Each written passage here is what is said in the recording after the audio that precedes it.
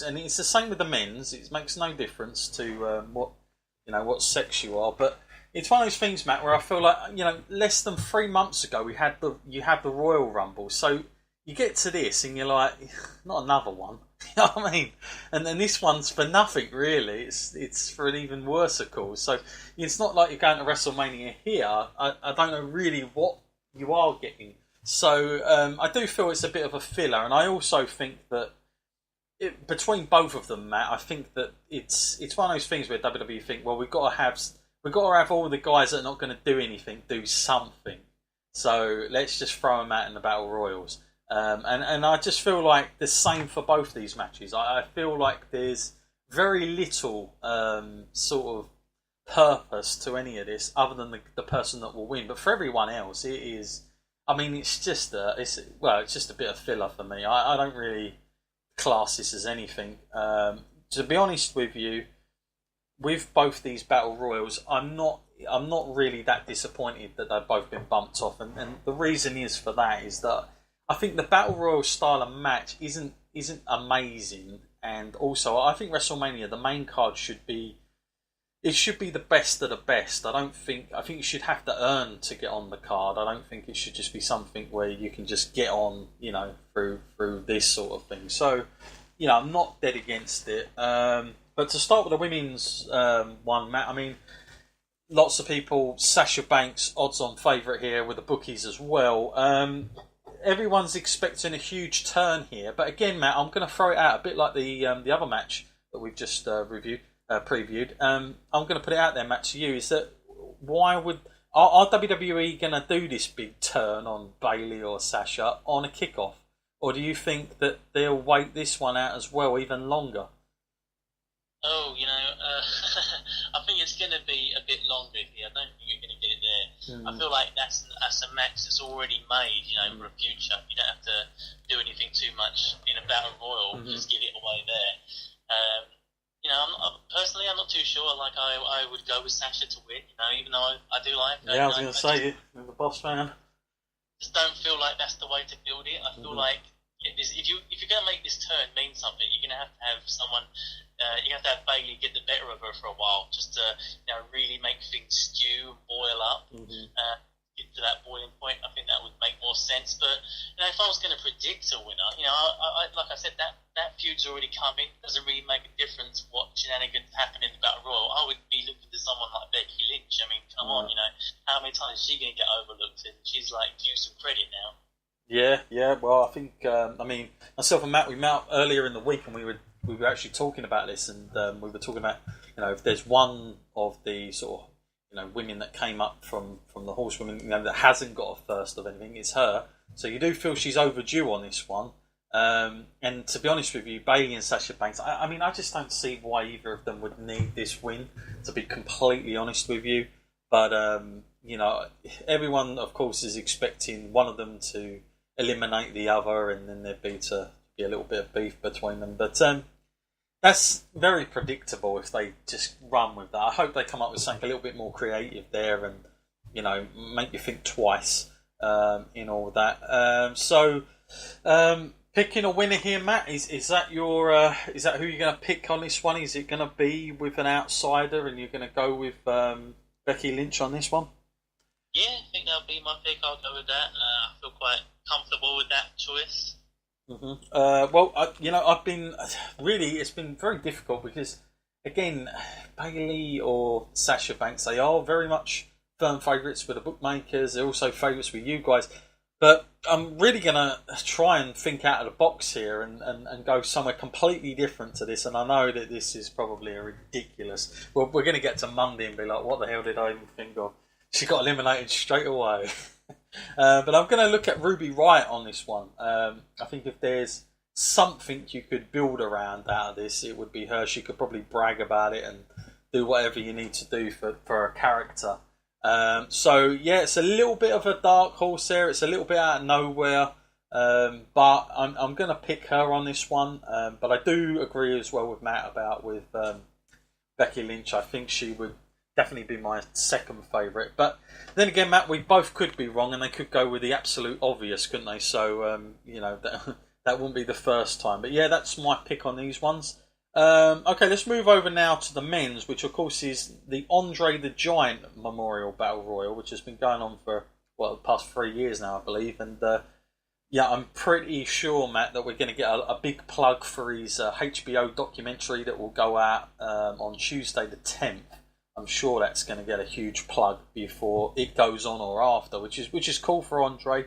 And it makes sense to have it called Andre the Giant because he'd done so many of the damn battle royals. Like, he was the guy for battle royals. You'd get Andre the Giant, so it makes sense in that area. I'm all cool with that name. In this one, Matt, similar to the females here, I just feel like, in this case, I feel it's even worse, Matt. There's nobody really obvious to me that's coming out at me, but to the bookies and most of our fans, they would like. Jimbo especially here, Matt. He is an Elias fan, and he wants him to win to get over. But he could be involved later on the card. Who knows?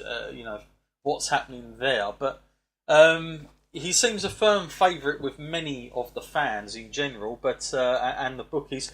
Is there any couple of guys, Matt, that is coming off the page at you, and that we have? It's not really sort of come out. I know that Woken Matt is in there. As a possible candidate, but again, at his stage of his career, does he need this, Matt? Yeah, he doesn't really need that, does he? I feel like, there's another guy who can just walk into feuds and everything, and, his name speaks for himself, so it's not really going to do him any favours winning this. I guess there are people, waiting in the wings, like there's Big Cass, he's a possibility to maybe walk back in at any moment, but, for me, I feel like, even though we're talking about guys who are already well established, I'm looking at other people in this battle royal and I'm thinking, come on, but as if Dolph Ziggler can't win this, we'll see what he's able to do. He won the US title and just walked away from it, this was just another one of those things that he could just brag about and just come in and do. And, he kind of does need this in some ways because people have stopped talking about him since his, not poor showing at the Royal Rumble. Absolutely, yeah. That's for sure. And, he does need it. There's a few names that have been banded around. You normally get a few NXT guys in it because they like to just throw some of those guys up there just for a bit of experience. And also Raw and SmackDown, I'm sure we'll get a bit of a shake-up soon of some call-ups. So, for me, if I'm being completely. I just don't know. I know that there's going to be whole stuff going on with Bray and Matt. I'm pretty sure of that. There's going to be some weirdness going on there, but I don't see either of those guys winning it. For me, it's a really difficult call. This is one of the worst ones on this paper to really preview. This is because there's nothing.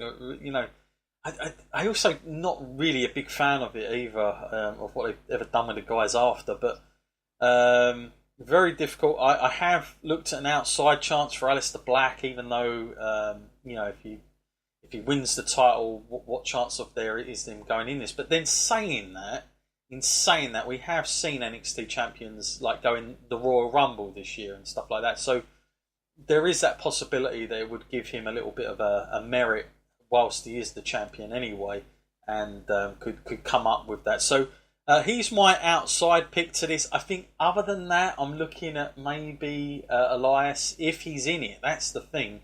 Before that, Matt, I think we both were quite set on Rusev at one time, but now he's been added to the US title match. I think it's quite an open field here, but I think Elias would be my firm favourite, so I'm going to go with Elias on this one. Bit that he's in it, that is. He might not even be anywhere near it, but I'm going to go with that one. And a dark horse will be Aleister Black. It could be absolutely nothing, but it's just one of those gut feelings I have with WWE and the way they're booking him in NXT at the minute that they would do that. But anyone else for you, Matt, on the outside? The bookies, I can't believe some of the names in this. Daniel Bryan, Goldberg, Stone Cold, and Jesus Christ, it's like you might as well Donald Trump in there and whoever else. Shaquille O'Neal's always normally added in that as well. I'm surprised he's not on there. But a real load of names logged down. Anyone else for you, Matt, that we haven't spoke about that's a possible candidate here?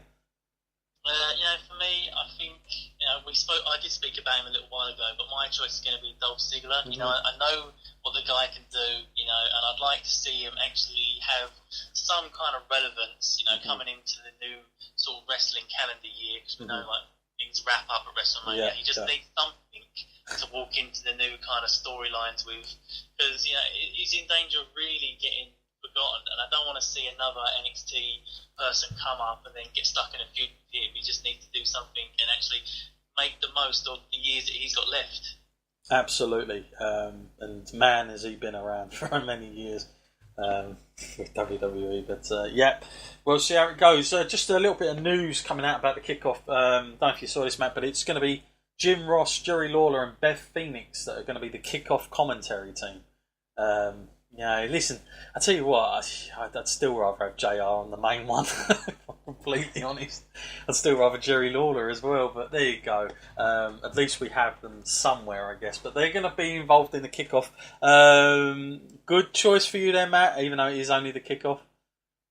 Yeah, not too bad. I mean, it mixes things up a little bit at least. Because it's a long time on the main show of WrestleMania. Good God. He's stuck with the same old voices.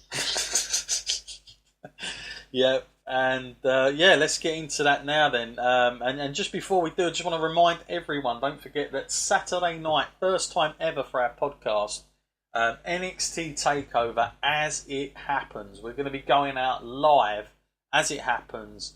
Literally going to be a very interactive show. I'm saving most of the emails we've had for that show, but if you want to get in touch with us, wrestleline@gmail.com. If you want a little mention, let us know what your WrestleMania plans are. You might even have a whole weekend of it. I've had a few emails telling me about some crazy parties. Send us the stuff. Send us your pictures. Anything else you want to talk about. Any news that's going to happen at WrestleMania. We'll talk about anything, of course, along with what's going on in front of our screens. It's going to be a really cool night. I'm looking forward to it. We're going to go on. I know everyone's been worried about the time because, of course, completely different time zones depending where you are. So you're going to have to search this out. We can only go from London time here in the UK. So you guys are going to have to search around that. But we're going to be literally setting up at now. Matt, am I right in thinking it's going to be now? Is it 1 o'clock in the morning? The main show starts. My God, I did look at this. Shows how unprepared I am. I can't remember if it was 1 or 12. I think it's 1 o'clock. I'm going to say it's 1 o'clock. So, 100 hours in the morning for UK time. Check that out. I know that you guys can tap that in. Just Google it if you're anywhere else around the world. And we're going to go out literally 10 minutes before the main takeover show. Not the kickoff show, but the main show itself. So we'll cut in right at the end of the kickoff part and get all you guys synced up. If you hit the subscribe button and you hit the alerts on some platforms, you will get a notification that I can send out giving you the exact time in your time, wherever you are around the world, in your time zone of when we can go out, and I'll give you a little alert, so you can always do that. And don't forget, folks, if you can't make the live show and you want to listen to us back with the NXT TakeOver at another point, it will always be there. You can always download and listen whenever you feel free, and it's best with you. Little plug going there for our show tomorrow. Looking forward to it, definitely. So let's get on now with the WrestleMania show, Matt, and in no particular order here. It's just literally as it came up on Wikipedia that I've gone this way. But it's going to start with the SmackDown Tag Team Champions Championships, which is a triple threat match between the Usos, the New Day, and the Bludgeon Brothers. Triple threat match. Matt, obviously, New Day, if you think about them last year, they were the WrestleMania hosts. And, how long have they been together now for? It's got to be, 4 or 5 years? Yeah. An incredible team. I thought maybe last year they were running out of steam, but to be honest, the thing is, Matt, that, if you separate them, what do they have then? Is it a worse case? And I kind of feel like they're more. They've got something, at least if they're together in all this, than nothing at all. So I do feel like they are stronger together, even though some people will be like, yeah, isn't it about time they sort of break up and do all this? But I've seen